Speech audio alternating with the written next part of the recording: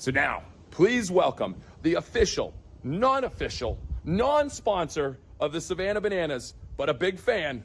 Please welcome John Fletcher. Well, thank you, my friend Jesse Cole, owner of the Savannah Bananas, and welcome to this edition of 15 on Fridays with Fletch. Well, the Watchdog is in the house, and he's been watching over you for the past 33 years. You've read his columns most recently for the past 13 years in the Dallas Morning News and 20 years in the Star-Telegram. If you've got a beef with your utility company or auto repair shop, or you want to learn how to be a smarter consumer, Dave Lieber, the Watchdog, is your best friend and your best resource. He's authored 10 books, with his latest being Dandy Don Meredith, the first Dallas Cowboy. His big news today is that the one-man play that he wrote called Amon, the Ultimate Texan, starts a 4-show run at the Arlington Theater today, Friday. The play documents how Amon Carter, who started the first TV station in Texas, but is now Channel 5 KXAS, also known as NBC5, and he also owns WBAP Radio and the Star-Telegram, and he was a major force across Texas.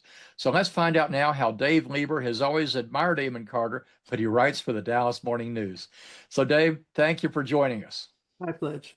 Hey, let's not bury the lead. How do you balance your admiration of Amon Carter while writing for the Dallas Morning News?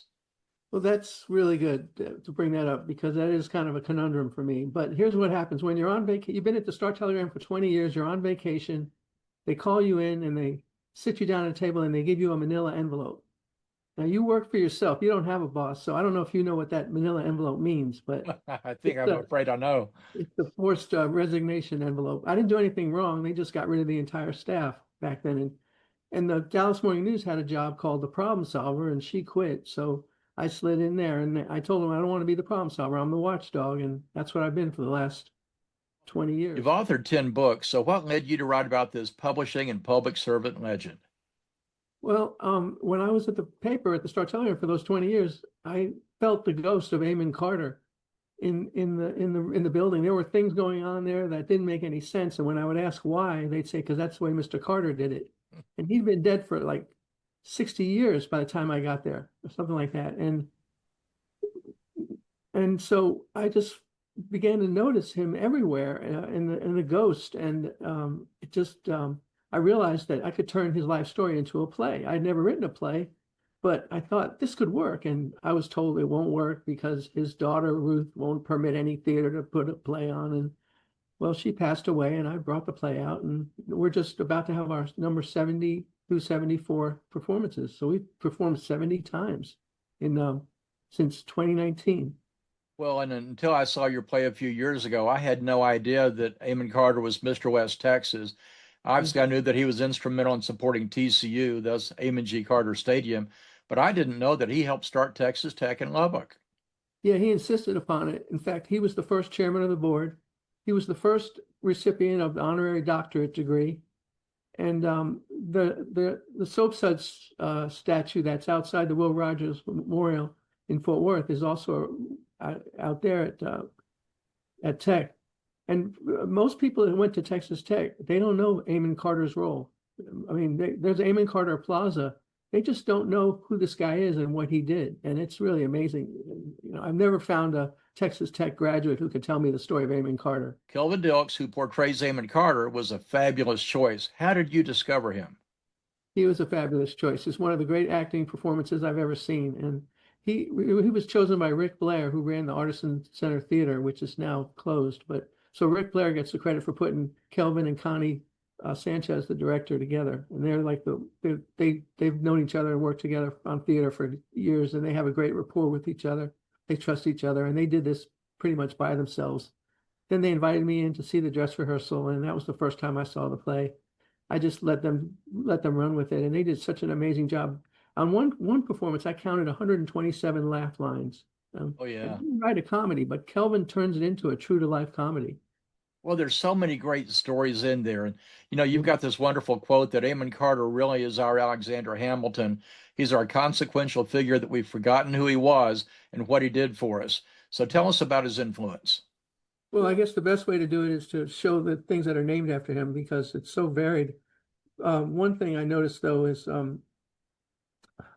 there's no statue of Amon Carter anywhere in Fort Worth. It's kind of amazing that that didn't happen. But there's the Amon Carter Museum of American Art, which everybody knows. There's Amon Carter Stadium at TCU. There's Amon Carter Plaza at Texas Tech. Amon Carter Boulevard in Fort Worth. Carter Blood Care. Carter Peak at Big Bend.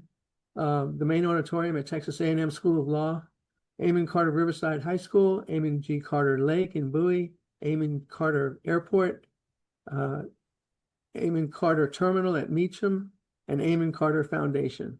I mean, that's a lot of stuff to have your name on. That shows right off the bat really what this guy, how he had his finger in everything.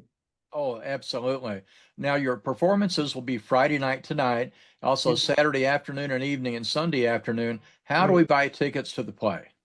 Well, you go to the box office at the Theater Arlington, or you go to my website, which is amonplay.com, which links to the box office. And those are the two ways to get the tickets. And they're selling pretty well, better than they have in other cities. Oh, that's great.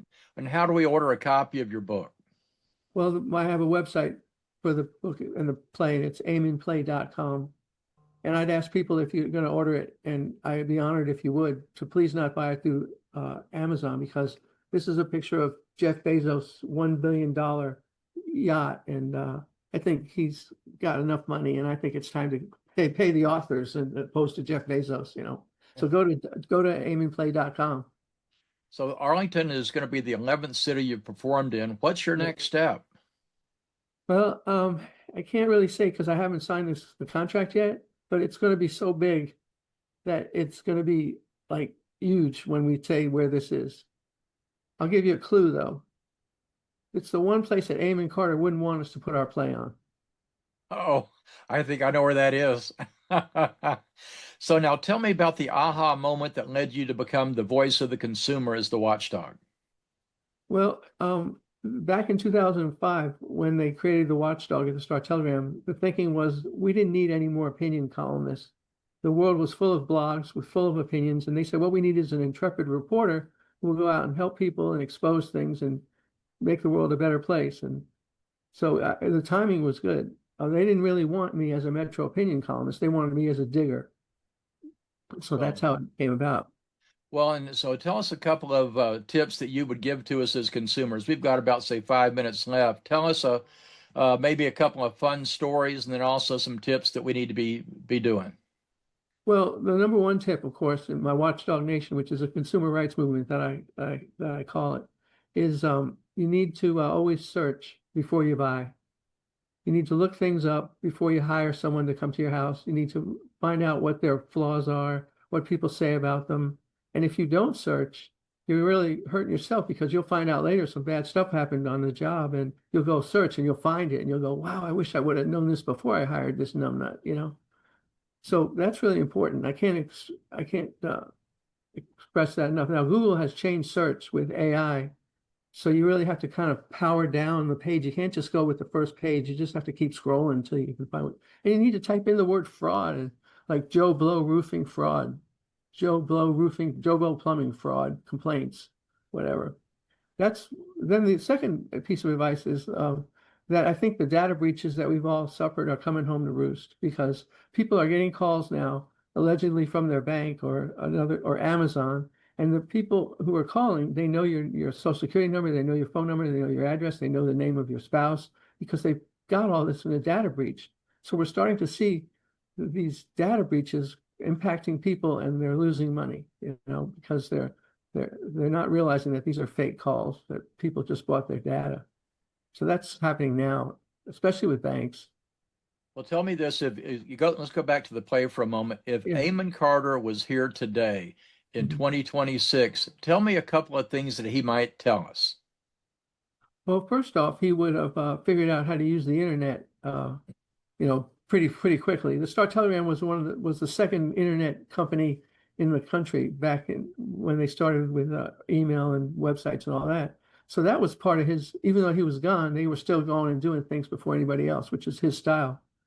Well, he would say the same thing he's always said, which is a man must live with his society, not off it. He was a philanthropist, and he insisted that everybody else be one too. And if you wonder why Fort Worth is the way it is, it's because of Amon Carter. And one of the things is that he taught generations how to give. A man must live off it, with his community, not off it. You know?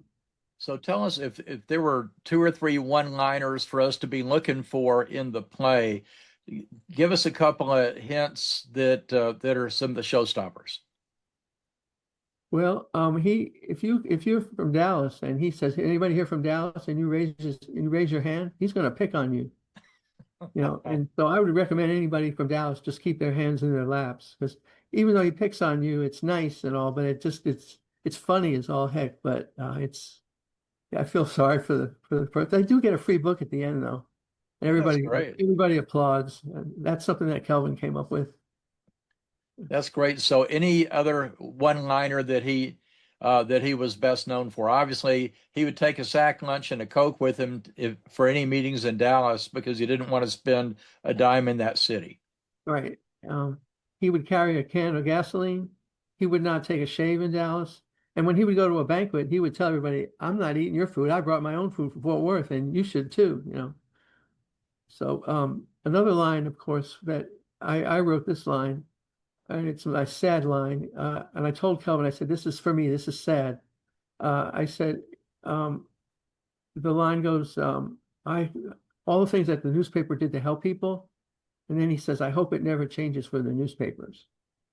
And of course, back then, they were the #1 circulating paper in Texas. They served an area the size of New England. They dropped bales of papers over ranches out of an airplane. And here we are today, you know, where the newspaper business is a dying industry. And so he says, "I hope it never changes for the newspapers." And That's incredible. They used airplanes to drop the papers down to the outlying communities, I guess. Yeah, I mean, it went all the way to New Mexico. Their circulation, so they couldn't get there by truck. So they had a plane, and that plane's on display in downtown Fort Worth in the old Star Telegram building. And they would just dump the bale out on the ranch, and then all the ranchers would come and get their copies every day. That's incredible. Well, Dave, this has been incredible. Thank you so much for joining us for 15 on Fridays with Fletch. Looking forward to the play tonight, and also looking forward to having you back again to talk about whatever your next book, or we'll talk about Dandy Don as the first Dallas Cowboy. Thanks for having us. Appreciate you.